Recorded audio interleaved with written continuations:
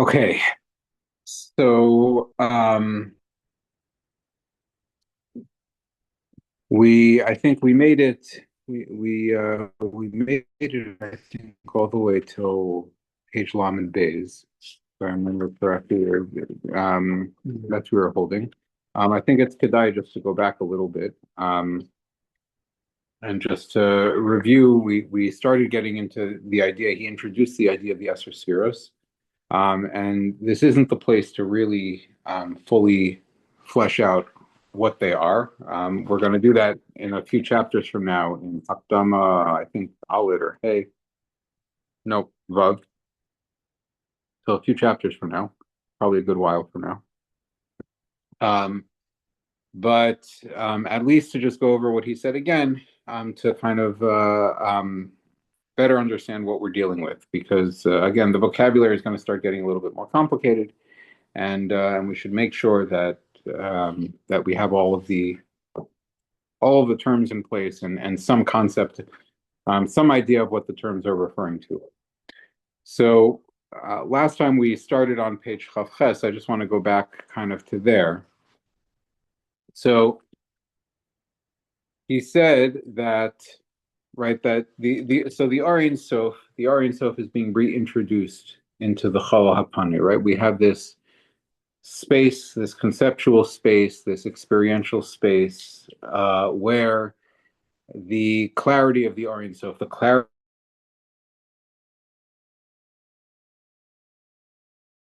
all-encompassing.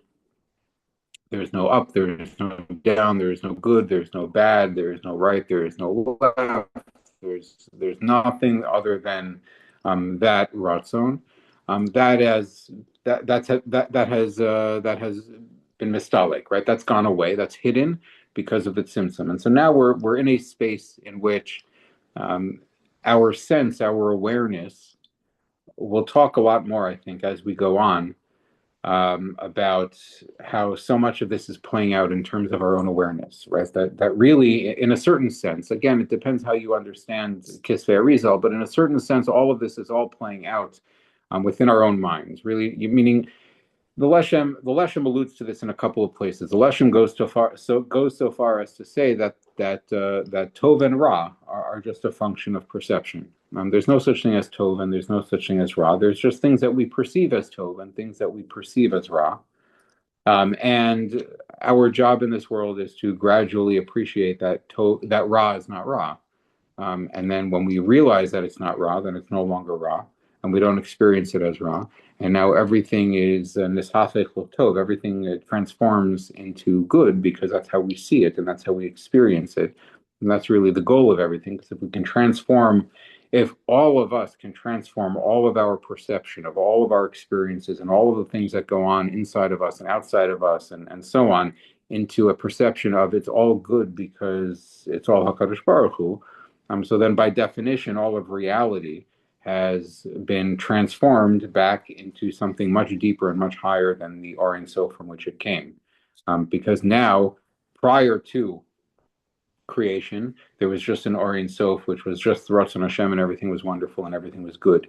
But no one perceived it as such. And as we said at the very beginning, the part of the Tachlis Habriya is for there to be a recognition of that mitzias, of the mitzias of the Ohr Ein Sof, of the mitzias of HaKadosh Baruch Hu, of that reality that everything is perfectly good and perfectly fine, and there is nothing outside of the Ratzon Hashem.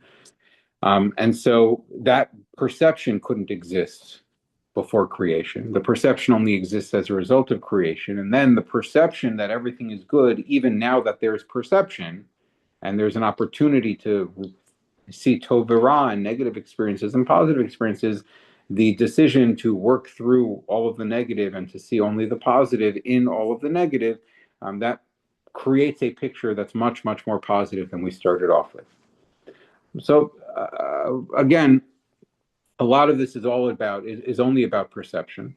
That's one way of reading all of this stuff. We don't only have to read it that way. We could read it as in sort of ontological, metaphysical, real terms as well. But one way of understanding this again is just perception. So the tzimtzum takes place, and we find ourselves in a space of perception, or now we find ourselves at all. We're perceiving self, we're perceiving existence, we're perceiving being, we're perceiving the reality of everything around us, and all of that means is that we're perceiving an absence of the all-unifying Ratzon Hashem that melts away everything, and everything is sort of nothing within. And so within that space of the tzimtzum, now the kav got reintroduced, right? And we said that the kav is this measured reintroduction of the Ohr Ein Sof, right? It's a positive expression of the Ratzon Hashem. That is filling the space of the chalal, is filling this empty space, so to speak. And now the Giloy of Hashem, the Giloy of HaKadosh Baruch Hu that is carried through that Ratzon, is now something that's going to be perceptible and appreciable. We're going to be able to have a hasag of it. We're going to be able to have a grasp of it, because that ratzon is now being introduced into a space, right? Meaning it's not limitless. There's a definition to it. Even at a very, very high level, the only definition we have is inside tzimtzum and outside tzimtzum. But the thing that's inside the tzimtzum is now separate from the thing that's outside the tzimtzum, and it has definition. It has contours. It has gevul. It has boundaries. Right? Unlike the Ohr Ein Sof from before, right? The Ohr Ein Sof before just filled everything. It defined all of Metzius was just the Ohr Ein Sof. Now, after the Tzimtzum, there's a space called Tzimtzum. There's a space called Ohr Ein Sof. And even when I reintroduce the Ohr Ein Sof back into the Chalal Hapanui, back into the space of the Tzimtzum, even as that Ohr Ein Sof fills that Tzimtzum, nevertheless, what we have is not a reversion to the original Ohr Ein Sof. Instead, what we have is a giloy of HaKadosh Baruch Hu, a giloy of the Ratzon Hashem, through that kav of Ohr Ein Sof, in a way that is by definition measured and limited and therefore graspable. Again, we can't grasp it at that level. We don't grasp it at that level. That is a very, very high level of abstraction. But within the tzimtzum, we're going to have this process of tzimtzum and reintroduction of Ohr, and then Ohr extending, and then tzimtzum and reintroduction of Ohr. And tzimtzum and reintroduction of Ohr is going to happen again and again and again. And each time, things are going to become more complex and more differentiated. So eventually, we're going to end up with a reality that we can appreciate, we can grasp. Right? So we can't grasp the boundaries of Ohr Ein Sof or a definitional graspable sense of a Kadosh Baruch Hu that exists just in the kav. The kav is massive, bright, powerful, all-encompassing from our perspective. From the Ohr Ein Sof's perspective, the kav is a nothing, right? It's just a tiny nitzot selukus. It's a tiny little spark and a tiny little thread of light coming into the tzimtzum. But from our perspective, inside the tzimtzum, it seems like it might as well be God itself. Not, but it might as well be, because we're far below our ability to grasp. It's far above our ability to be able to grasp it. So the kav gets introduced. The kav, because it is so massive and so powerful, so bright, etc., it galas so much yichud of Hashem. Therefore, the kav itself has to be further refracted, further hidden, further confined, and further defined, so that we can begin to grasp. And so a lot of the rest of the story of the Seder of Shalshlos, of the unfolding of everything up until we get to Olam Haba, is just a story of that all.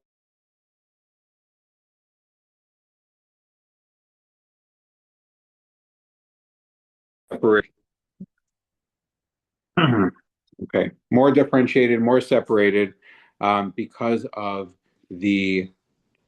subsequent tzimtzumim.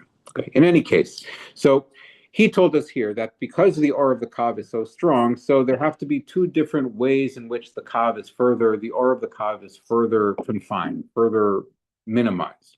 One way, he said, is because the oros of the kav, the Ohr Ein Sof that's within the kav, we never even see that. We never see the Ohr of the kav itself. What we see, or what we encounter in any way, shape, or form, is little bits of light that come out of the kav, right? We never grasp the kav itself. We never encounter the Giloy of Hashem that's represented by the Ohr of the kav. What we grasp is little bits of that Ohr HaKav that extend beyond the Kav and shine into the rest of the Chol HaPanai, right? And we grasp that shining of that light, not the light itself. That's number one. And this is what he told us on page Chavches, that there are these two senses, that the tokef of the Or, the strength of the Kav, is reduced. So number one was Shelo Yatsa Kol Tokef Or Hanitzos Shebifnim Rak Chelek Katan Mimena Derech Nekavim V'Chalona. So first of all, we only grasp, and we only have a grasp of, and it's only revealed to us little bits of this light through orifices and windows in the Kav. If you think of the Kav, again, the mashal is, you think of the Kav as a pipe, and you poke little holes in the pipe. So then the light that's inside the pipe escapes through those holes a little bit, but it's not bright.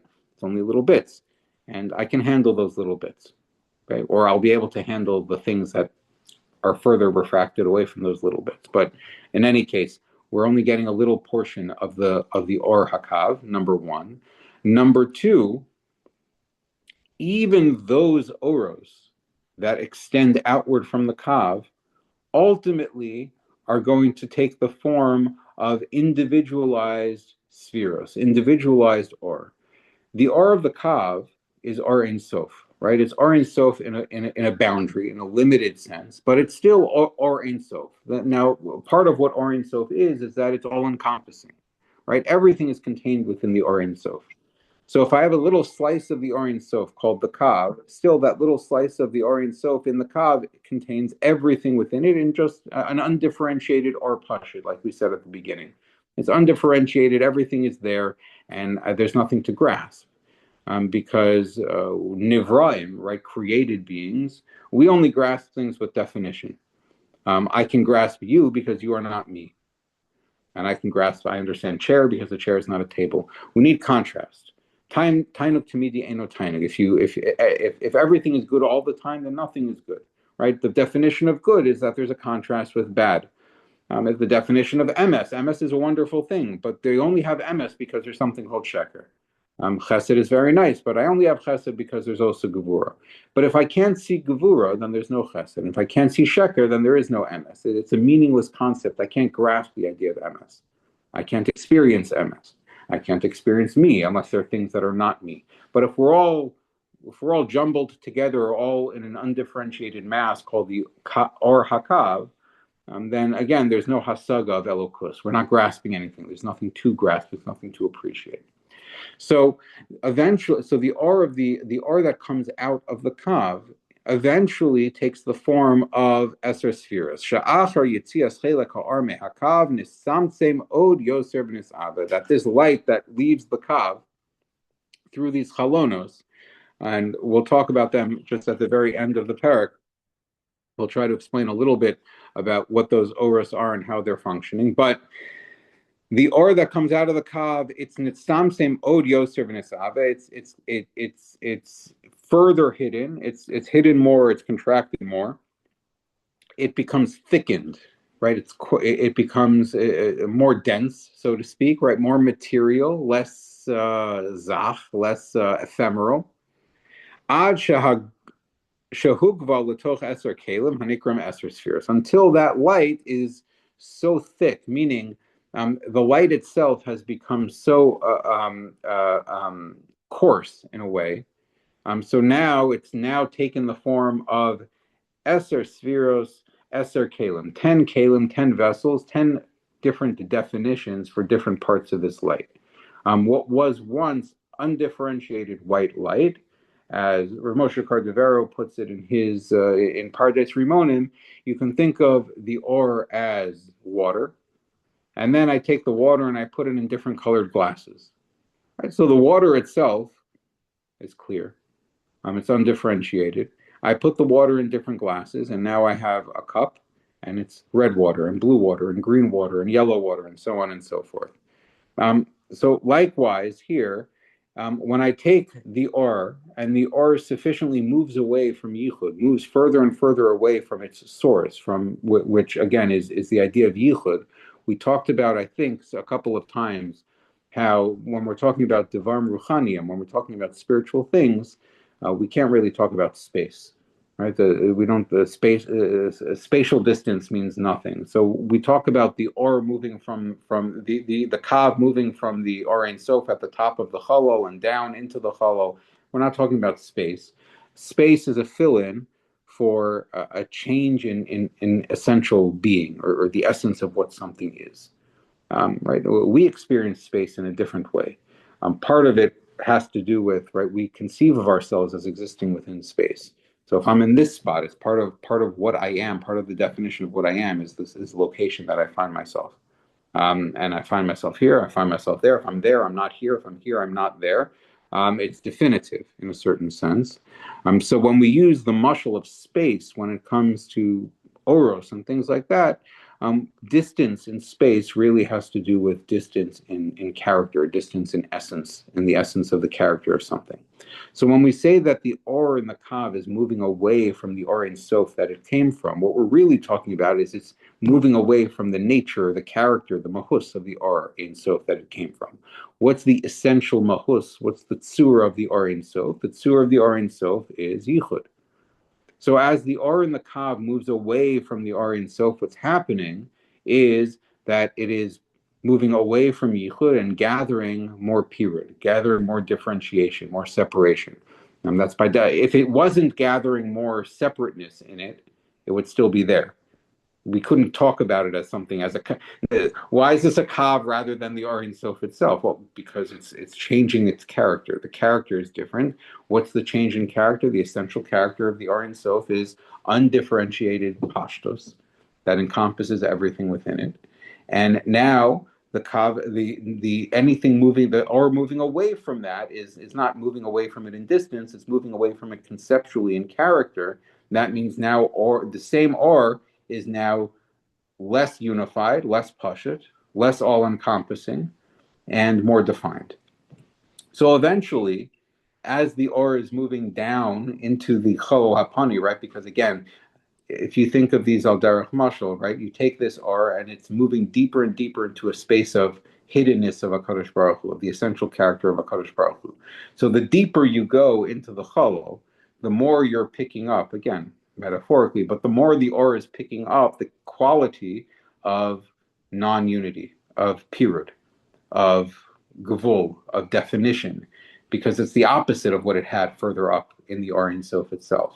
The essential character of the Cholol Hapanoi is dinim, we said, is limitation, is boundaries, is definition. That's where we said at the end of Shar Aleph, of Hakdama Aleph, that was the essential character of the Cholol Hapanoi, that it gives rise to the existence of dinim, of definition, of differentiation, of limitation. And so when you move deeper into that reality of limitation, what happens is that you become more limited, right? So the limitless Ohr Ein Sof that encompasses everything within it in an undifferentiated way. It's all chesed and all gevura and all keser and all netzach and all hod all at the same time. Now it moves into a space of definition, limitation, and boundaries because it's going deeper into the chol, deeper into that reality, and therefore it takes on that character. It's shifting away from its Ohr pashut and picking up definition. And so as you move down into the chol, as the Ohr HaKav moves down to the chol and it reveals itself through these holes in the kav, what we begin to see is differentiation. What's the differentiation we begin to see? We see Eser Sefiros. And now this Ohr Ein Sof, within the kav is now being megala itself to us, not as an Ohr pashut, not as undifferentiated, all-encompassing, ungraspable, but as Eser Sefiros instead. Okay, so now this Ohr that comes out from the kav, it becomes more and more defined, so that eventually it becomes contained in 10 kalim, in 10 vessels, in 10 sort of kinds of definition that are called Eser Sefiros. So omdim b'madrega zu l'mata mizu, which stand one below the other. Va'ar nishba mikli echad l'chadero ubakol kli nitzamsem ha'or ma'afios. And so the Ohr from the kav is sort of descending downward, and as it descends downward, it is first in a higher kli, But then as it continues downward from that higher kli, it now goes into a slightly lower kli, and a lower one, and a lower one, and a lower one, and a lower one, until it gets furthest down all the way into the malchus of the kav. That's the lowest point of the kav, and now it's only the character of malchus, right? Because again, it's the furthest away from the top, from the Ohr Ein Sof that it came from. So now, as it moves down, it's becoming more limited, more limited, more limited. The first kli that it hits, right? When it hits keser encompasses everything. When it hits chachma encompasses everything that's below it. When it hits, so as it moves down, it becomes less, right? It's being megala less to us and less to us and less to us, less all-encompassing, more limited. V'yuvan al derech mashal, and so he brings down. You can understand this through a mashal. This is also a mashal that's brought down by Rav Moshe Cardavero and Pardes Rimonim. And we saw this mashal last time, right? That you can understand this al derech mashal la'ar hashemesh hameir latoch habayis betokef gadol achi efshar lahavit ba mirov oro. That you can understand this in terms of sunlight that's shining into a house, and the people inside the house, you can't stand to be in the same room with the light, right? Everyone, I'm not at Young Israel because we have no windows in Armenian, but usually in a shul, there's always that time of year where, like, wherever you sit, you cannot sit there for like X amount of davening because you're getting hit right in the face with like the exact perfect ray of light that's coming in through the right window, and it's just unbearable to sit there.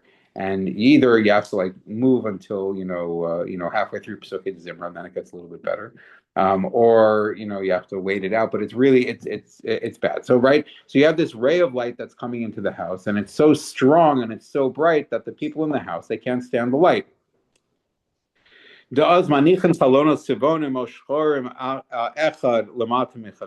do? So they put colored glass windows up, one above the other, each layers of windows. So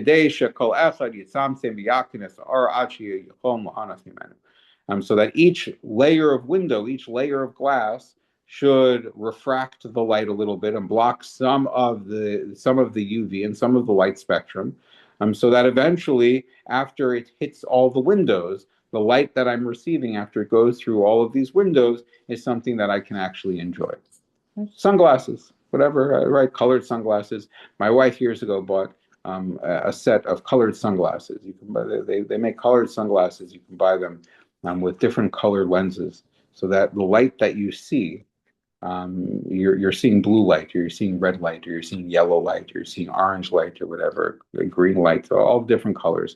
Supposedly, this is, I guess, the marketing on it, but it's supposedly, depending on what light you're choosing to see, it can change your mood and impact your mood, because different shades of light are processed by your brain differently and trigger different kinds of neurological, emotional responses.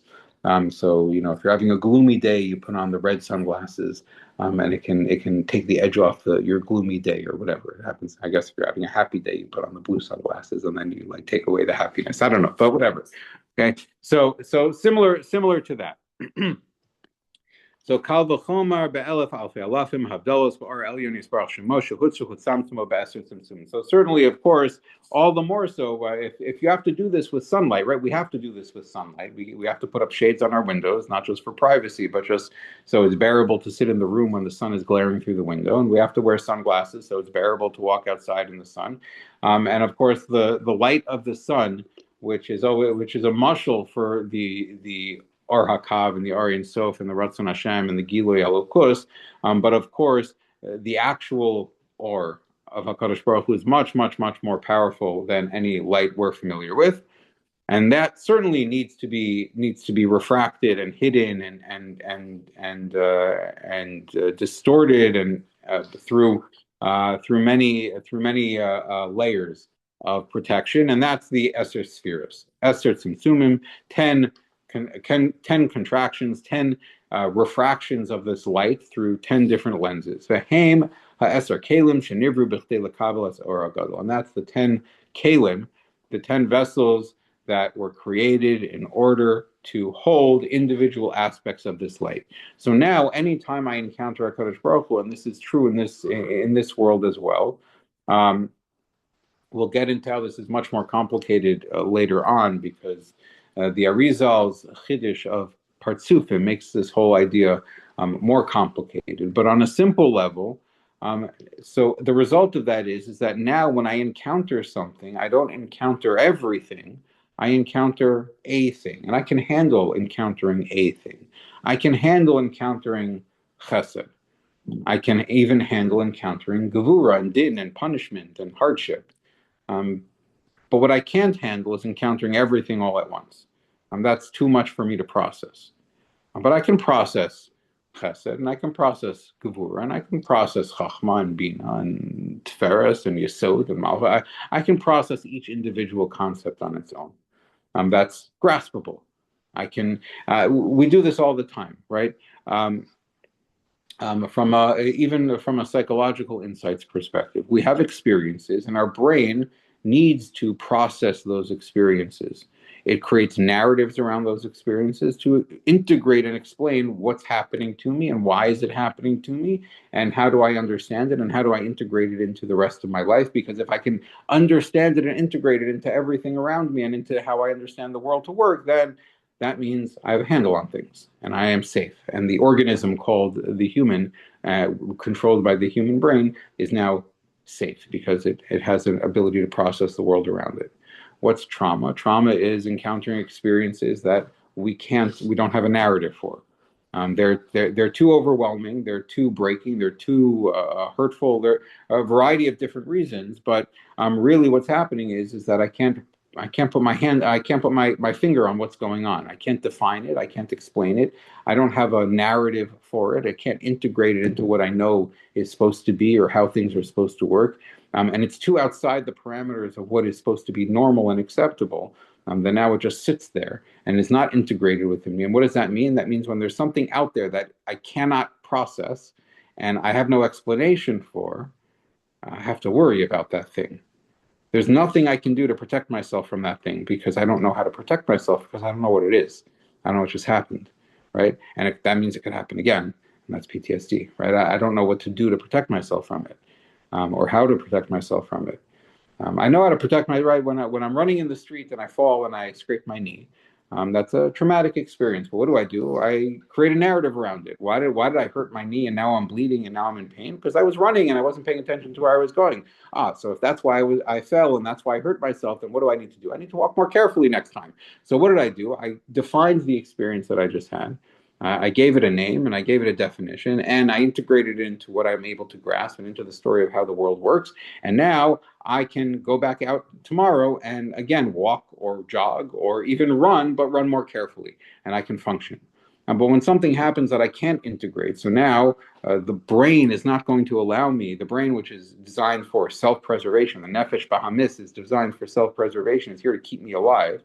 If I can't figure out what it is that I need to do in order to keep myself alive, because who knows when a bomb is going to fall right next to me, right? A bomb fell right next to me, and that's crazy. And the 10 people blew up in the pizza shop. And I mean, I don't know how old you are, but you're my age. 36. You're 30. Oh, you're a couple years younger than me, but like I don't know, like my people my age, we were all in Israel during the Second Intifada. Like who didn't see the aftermath of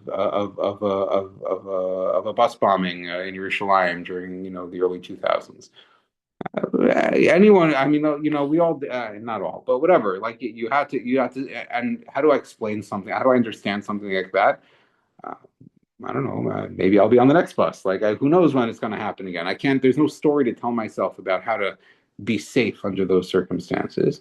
And so it's a trauma. And now I can't integrate that trauma because it's too overwhelming. There's too much to process. I can't grasp it, right? So the point here is that to have Esther Sefiros is a way of encountering HaKadosh Baruch Hu in a measured, definable, accessible sort of way that I can put a pin in. I can say this is this and this is that and then that's the next thing, and I can integrate it into my experience.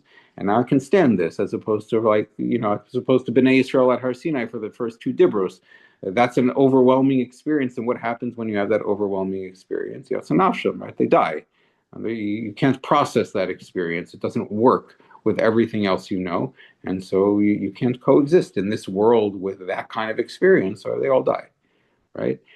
So that doesn't allow us to actually appreciate HaKadosh Baruch Hu. So in order to appreciate, now we have Eser Sefiros. We have defined ways of encountering HaKadosh Baruch Hu.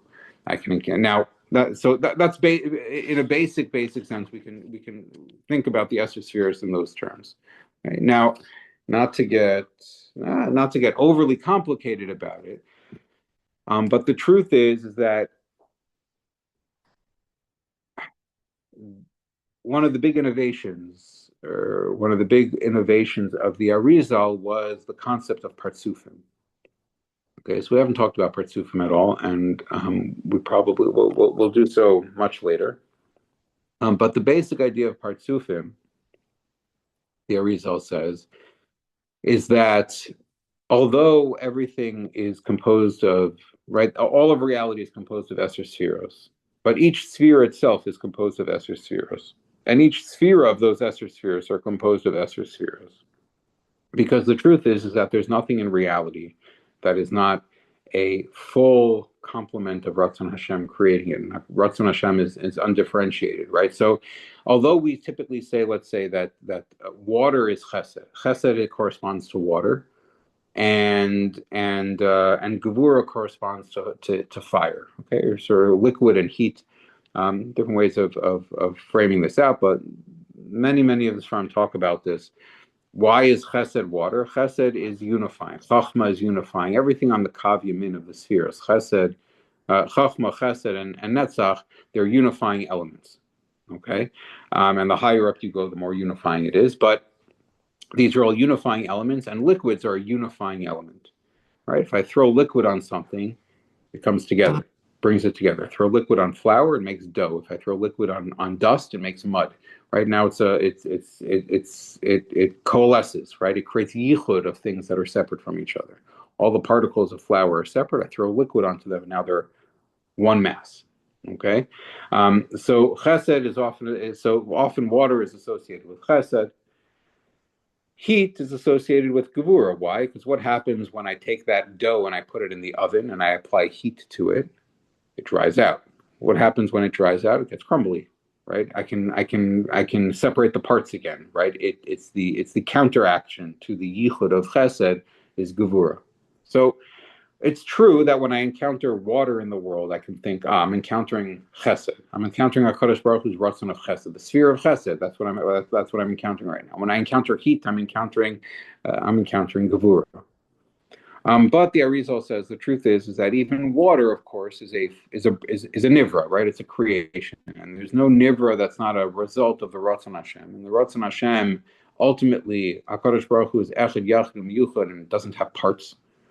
And so, actually, there's no difference between HaKadosh Baruch Hu's chesed and HaKadosh Baruch Hu's gevura, because chesed is everything and gevura is everything. It can't be otherwise, because there is no chesed without gevura. There is no gevura without chesed. There's no chachma without bina. There's no malchus without keser. Everything has to be everything. It's impossible for it not to be. And so the Arizal, I don't know if you can call it an innovation exactly, but he makes it explicit, which perhaps is only implicit or unstated prior to. But part of what this means, so really what this means is that everything is made up of systems of Eser Sefiros. So even the Eser Sphere, each of the individual Eser Spheres themselves are each a full system of Eser Sefiros. And each of the Eser Spheres within that system are a full system of Eser Sefiros ad infinitum all the way down. Okay, so what that means is on a practical level, maybe I don't know if it's a practical level, but on a certain level, although it's true that the yichud of HaKadosh Baruch Hu is sufficiently condensed and refracted so that we encounter a manageable thing that I can put my finger on and say, this is chesed, and this is gevura, and this is this aspect of this is the Shem Havaya, and this is the Shem Adnos, and this is the Shem Elokim, and these are different names and different. Here's how I'm having a melech experience with HaKadosh Baruch Hu. This is a Dayan experience with HaKadosh Baruch Hu, right? I'm having these. Sometimes I have an Av and Ben experience, sometimes have an Eved and Rav experience. We have different experiences and different encounters with HaKadosh Baruch Hu, and we can put a name to it because it's defined and limited. Because the Giluyim are sufficiently defined through the fact that they're Miskala through Esher Sefiros, that now I can grasp what it is that's happening to me right now. I can give it a name so I can process it, and that's a valuable thing, because if I can process it, I can do something with it. I can actually have an experience of Devekos because I'm able to process it. I can't have experiences of Devekos if you just hit me with Ohr Ein Sof. If you hit me with Ohr Ein Sof, I don't experience Devekos, I experience total annihilation, right? And HaKadosh Baruch Hu wants me to experience Devekos because Chol Katov Lehetiv. So the only way I can experience Devekos is if you give me measured, defined things that I can actually grasp. But the truth is that even the thing that I'm perceiving as measured and limited and defined, right? I'm having, I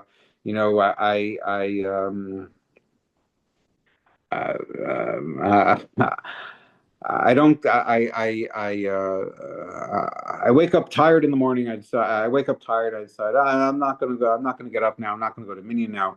I'll daven. I'll sleep an extra hour and I'll daven right on my way. I'll daven for 5 minutes on my way out to work this morning. Okay, fine.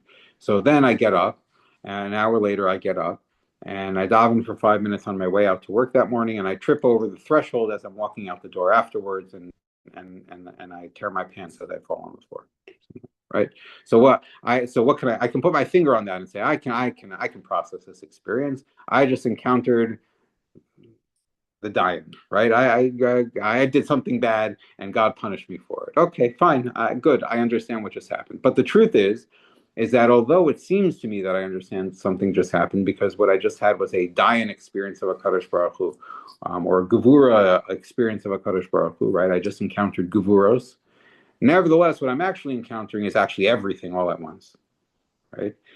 Now, at the level that I'm seeing it, I grasp it as one thing, because if I grasped it in all its complexity, it would overwhelm me.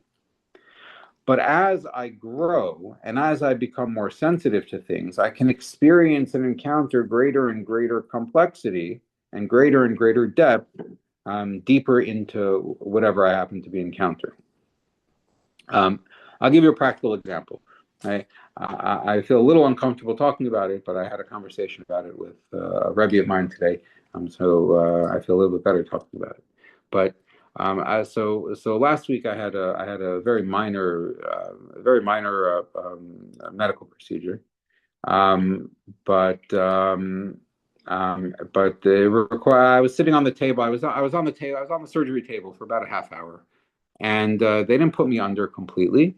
They gave me a little bit of fun stuff, and then like Novocaine, localized anesthetic, right?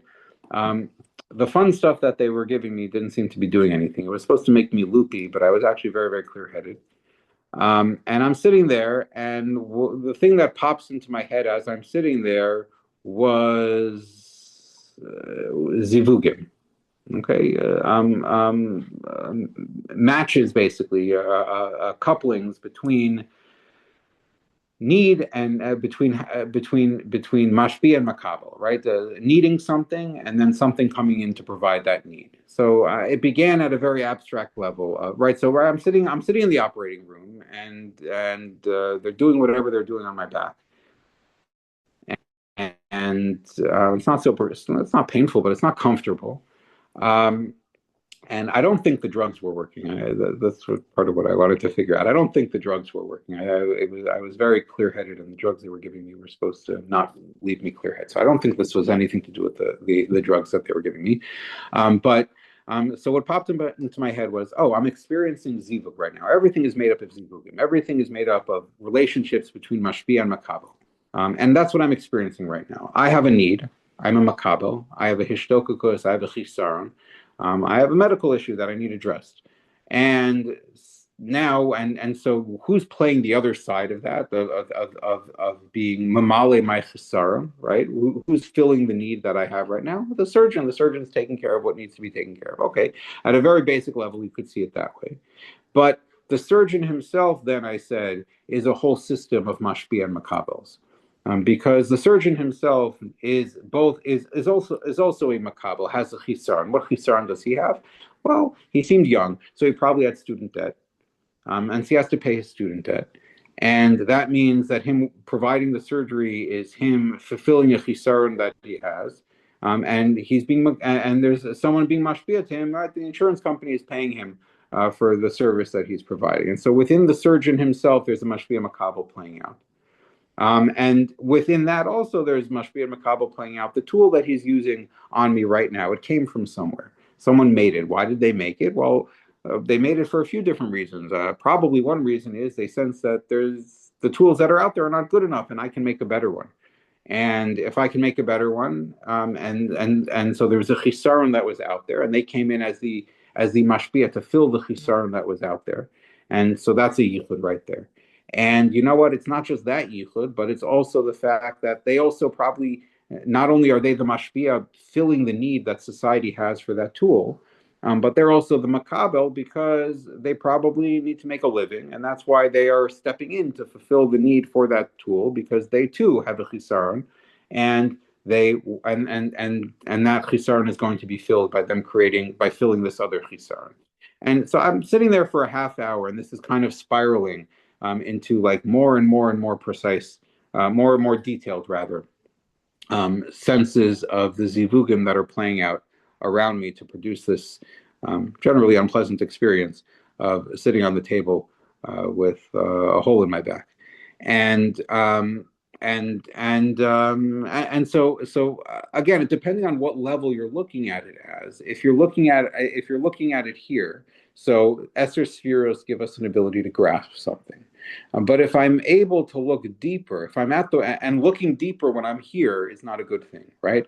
If I'm here looking too deep, overwhelms me because now I see Esther Sefiros all encompassed in one thing, and I don't know how to process that because these things are all coexisting all together at the same time. And how do I process that?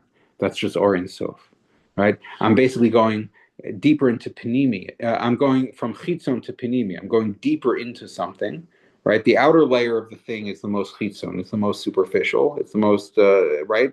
But when I go deeper into something, I'm going more Penimiyus. I'm going closer, really, to the way the Arizal describes. I'm moving closer to the kav of the Ohr Ein Sof. So things are getting more miyuchad, more miyuchad, more miyuchad, more prati, but all the pratim are coalescing together.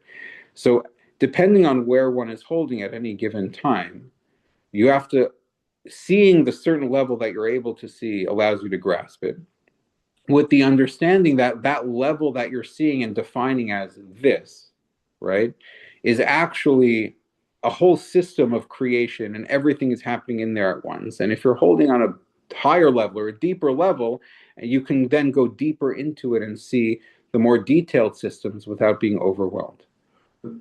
My only question to that is, wouldn't that also mean that as you get closer, you don't perceive?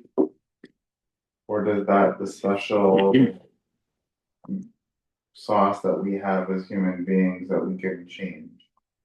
Because you would think that everything becomes more blurry as you go closer to the cob or whatever, or you get closer and more panini. I think it's more blurry because it's less reflection or whatever.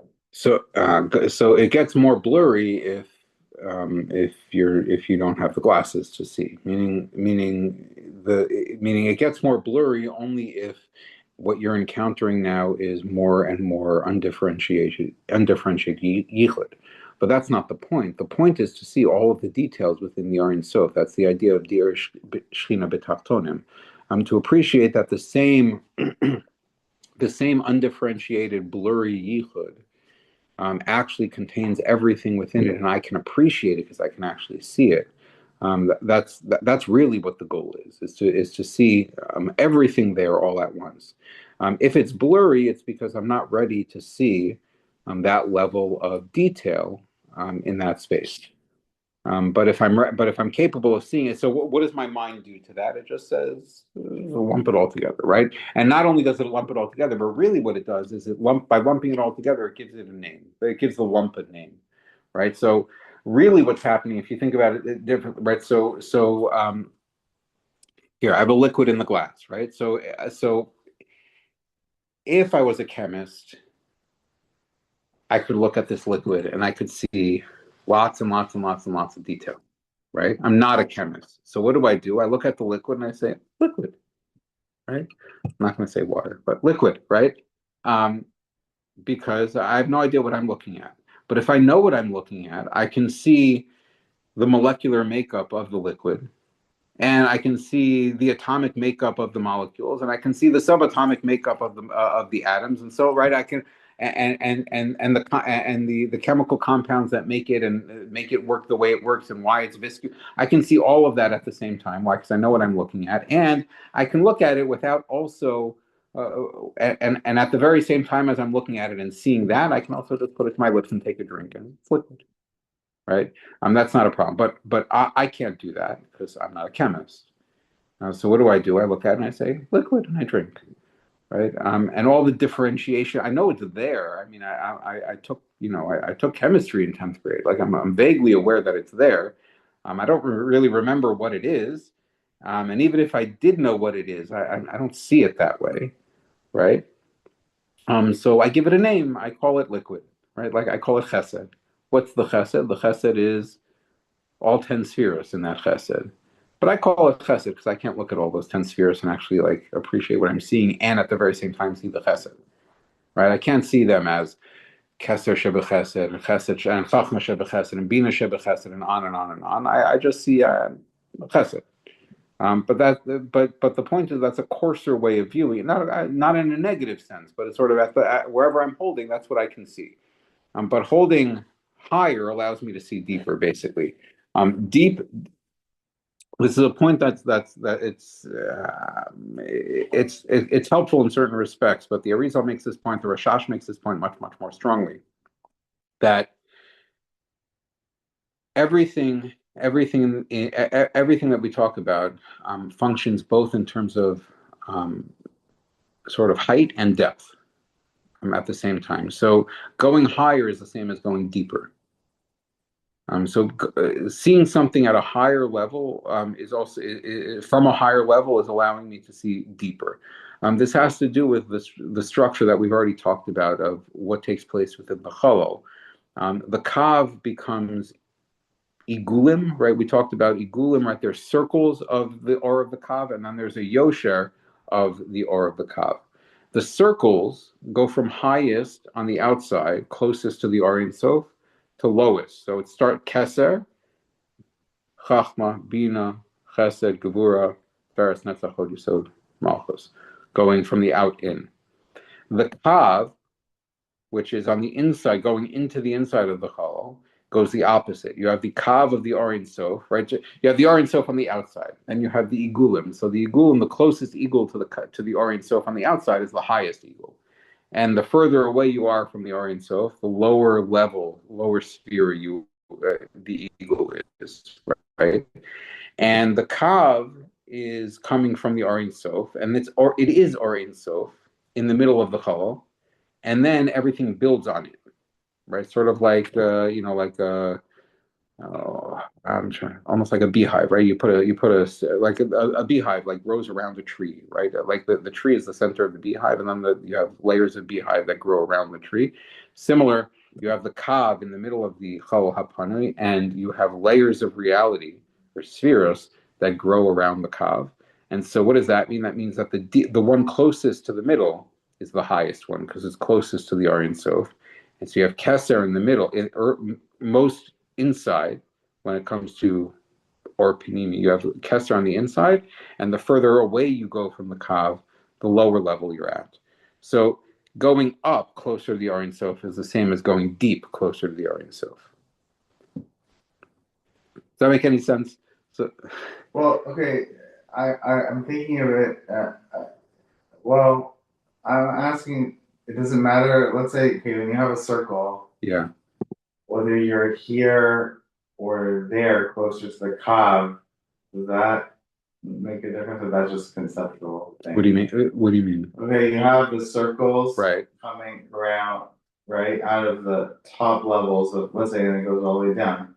But even when you're within the circle, you could be farther or inner away. or closer from the kav itself. from the Kav itself, or does that not? No, we said last time the circle and the igulim and the yosher, the circle and then the kav in the middle. These are just two different functional realities. I'm in both at the same time. Meaning, you can think that there are two axes basically of reality, and any point of reality is somewhere in the yosher and somewhere within an eagle at the same time. So it's not they're not different. They're not different points, if that makes any sense. Like wherever I am on the kav, I'm in a eagle. If I'm in the eagle of Malchus, then I'm in the eagle of Malchus. Period. Like that's my reality, right? We said the igulim are sort of the defined parameters of the reality that I live in.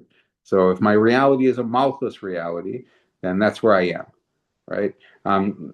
Typically, we find this firm talk about that. Meaning that to be in a Malchus eagle, it is to live in a space that's very, very, very, very, very, very, very defined by teva, right? I think everything is defined by teva. I have no choices, right? Or I have very, very little choices. There's very little that's up to me. Everything is determined for me, and I just am, right? Now, within that eagle, within that existence, then I have a kav, and I can be at a certain point on the kav that's inside of that eagle, either going further up the kav, meaning pushing against that notion that everything is defined for me, pushing against the eagle that says this is your reality and you're stuck here, or deeper in that reality and saying no, this is my reality and I'm stuck here. I can't do anything. I have no bechira. I have no ability to change anything. Everything is the way it is. The more I push against that, the more I'm moving up with my avoda. Again, spiritual or not spiritual, I'm pushing upward, so to speak. I'm moving up the kav within that. I'm moving up the yosher within that eagle. Eventually, I break through that eagle, and now my sense of reality is more expanded, right? The reality that I'm stuck in is less constrained than I thought it was. Why? Because I worked hard, and suddenly, right? A classic mashal for this is learning, right? A classic mashal for this is learning. Right? If I use can I use you as an example? Okay, so if I've never learned Shas, right? If I've never learned Shas, then my reality might be I can learn Mishnah, right? That's my reality. I can learn Mishnah. Okay, if I view that as my reality, and I say I can learn Mishnah, I've learned Mishnah before. That's all I can ever learn. So I just sit there, and that's all I do. So then I'm in the eagle of being able to learn Mishnah. That's that's the parameters of my abilities, and I just sit in that, and I don't do anything. I just learn Mishnah, right? But if I say I'm going to learn Mishnah, and if Mishnah is what I can learn, I'm going to learn it. So that means I'm choosing to, within that reality, push myself, right? I'm using my avoda to push upward and push against the fact that the only thing I can learn is Mishnah. Eventually, I learn enough Mishnah, and now I push through and I say, oh, my reality is not limited to Mishnah. I thought my reality was limited to Mishnah, but actually, I can do more than that. And now I'm in a space in which Gemara is on the horizon. So now, so brachos is on the horizon. Okay, so all I can ever learn is brachos. So I can spend the rest of my life sitting and learning brachos, or I can learn brachos in such a way that pushes me through brachos, and I get to the end of brachos, samach beis or whatever, however many dafim there are in brachos, and I've now pushed through the eagle of brachos, and now I find myself in Shabbos. And I can either say that's stuck. That's all I can ever do. Or I can say, no, I'm going to learn Shabbos and I'm going to learn all of Shabbos. And then I'm going to move beyond that into the next eagle. And eventually I find myself expanding my igulim because now my ability to learn is not narrowly defined, but it's gradually expanding itself. Right. So any point I find myself, I'm always in a certain eagle, but where I am in that eagle, only top to bottom really makes any difference. Right. So where I am on the yosher within that eagle is what matters. Am I closer to pushing against the glass ceiling of that eagle, or am I stuck in the bottom of that eagle, just like far away from the borders, and just say this is life, right? And the reason why you're in the eagle and not in, because you can't be in the kav, because the kav is Ohr Ein Sof, and you can't be inside. But you're not inside. You're not inside it, right? Like yeah. on the side, trying to push up. Whatever, yeah. That's what you're saying. Yeah. I get it. I mean, you can think of the kav or the yosher as a ladder, right? I mean, it's a ladder within the eagle. Or you could also think of it as like a street, right? Once upon a time, the eagle of 500 years ago, my eagle was like the little village I live in, right? So there's a little street running through the village. I can walk on. I can be on this end of the street. I can go to that end of the street. But that's my whole world, right? I'm stuck in it, and we don't go elsewhere, right?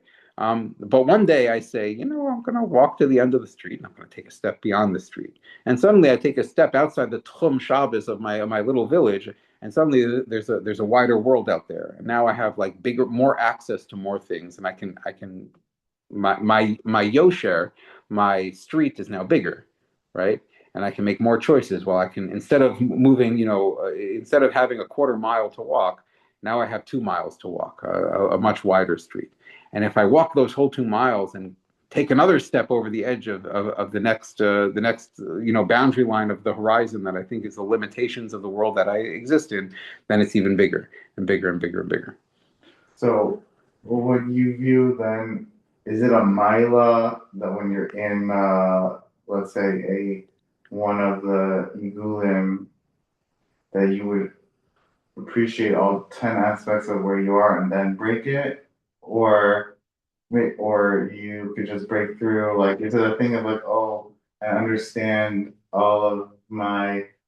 It's very conceptual, but like, if you're in like a reality of, I mean, it makes sense. Whatever, never mind. It's not that important, but I was thinking like, oh, maybe if you're like going up a ladder, Yeah.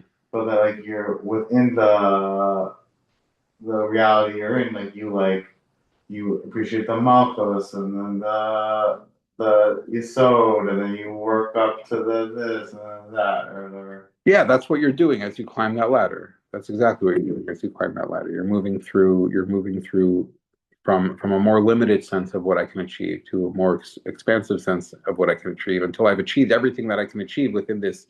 No, but I'm saying even within the circle, like you have the ladder steps of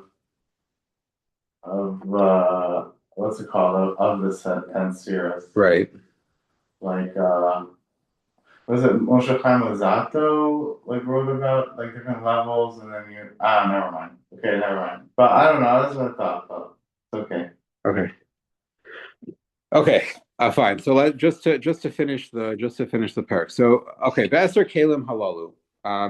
V'eser Kalim Halalu Nikram b'Shem Olam Hanekudim. So these 10 Sefiros now, these 10 Sefiros and these 10 Oros and 10 Kalim, which are now called the Esher Sefiros, right? 10 different defined senses of the Ratzon Hashem.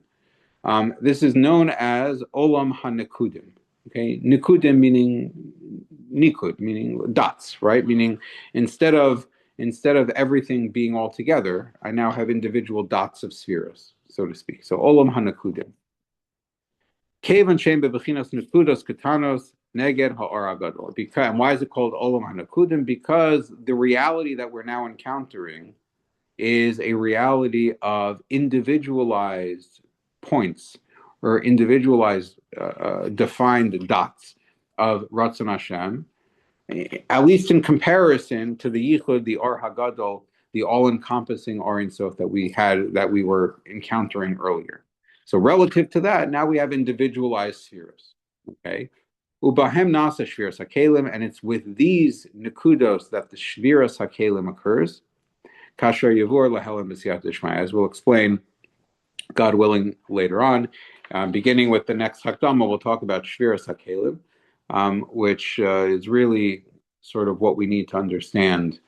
If I have Esser Sefiros, so I have Esser Sefiros and they're all part of one Yichud, so why isn't everything great? Like, meaning, right, if I have 10, really, why are there traumas, right? Meaning, why are there things I can't integrate? You just gave me Esser Sefiros, and you said the Esser Sefiros are expressions of this Ohr HaGadol, this Ohr HaKav. So then, so I encounter this, and I place it in Chesed, and I encounter that, and I place it in Gevurah, and I encounter this, and I place it in Netzach, and they're all part of one system. Like, what's the problem? Why do we find ourselves then living in a reality in which we have things we don't understand and things we don't integrate, and things that aren't fully, we don't understand, we don't appreciate the yichud, we don't appreciate the elokus within things. How does that happen? Why is that? Why are we encountering that reality? So that's a consequence we'll see of Shir Sakelim, which really then becomes all of the avoda begashmius and being mala nitzotzos and being discovering or uncovering or changing our perception to see the Shekhinah within all of the things that are out there, and that is brings the Sheila from its gullus back into this state that we're talking about here, where everything is where it's supposed to be. But we'll explore Shviras HaKelim next time. To me, I find Shviras HaKelim incredibly complicated. I've always had a hard time fully articulating and grasping it, so maybe this time will be the charm, but we'll see. Okay, so long, a lot there, so I think it's a good place to stop, probably.